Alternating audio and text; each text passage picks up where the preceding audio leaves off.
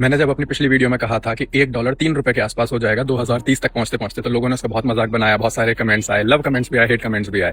लेकिन अब समझने वाली बात यह है, मेरी बातों पे मत जाइए, डेटा से आपको समझ सकते हैं।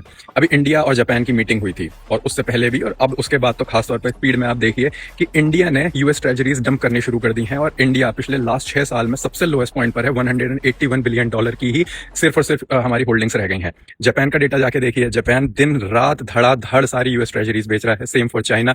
टर्की अपनी ऑलमोस्ट सारी खत्म कर चुका है। अगर ये सारे सिग्नल्स, अगर अपने इकोनॉमिक्स नहीं समझ में आती है, तो सारे सिग्नल्स क्लियर इंडिकेशन है डी डॉलराइजेशन के, और जो कि बताता है कि कैसे डॉलर जो है वो गिरना शुरू होगा। लेकिन इससे आपको और एक चीज समझ में आएगी कि भारत गोल्ड रिजर्व के साथ साथ अपना पोर्टफोलियो डाइवर्सिफाई कर रहा है, यानी बहुत अलग अलग अलग जगह लगा रहा है। इससे आप देखेंगे कि कैसे धीरे धीरे जब हम यूपीआई पेमेंट के थ्रू सारे देशों के साथ अपने एफटीए करते जा रहे हैं, और उसके बाद क्या होना है कि हम उनसे अपनी लोकल करेंसी में ही एक्सचेंज कर रहे हैं, बट ऑब्वियस है कि डॉलर की वैल्यू गिरेगी, उसके साथ कंपाउंड होकर यूरो और ऑस्ट्रेलियन डॉलर सबकी वैल्यू गिरनी शुरू होगी धीरे धीरे। और उसके साथ क्लियर इंडिकेशन है कि भारत का जो रुपया है वो आने वाले 4-5 साल में बहुत मजबूत होता हुआ दिखेगा, और आपको $1 3 रुपए 5 रुपए के आसपास दिखने की बहुत बहुत संभावना है। जय हिंद, जय भारत।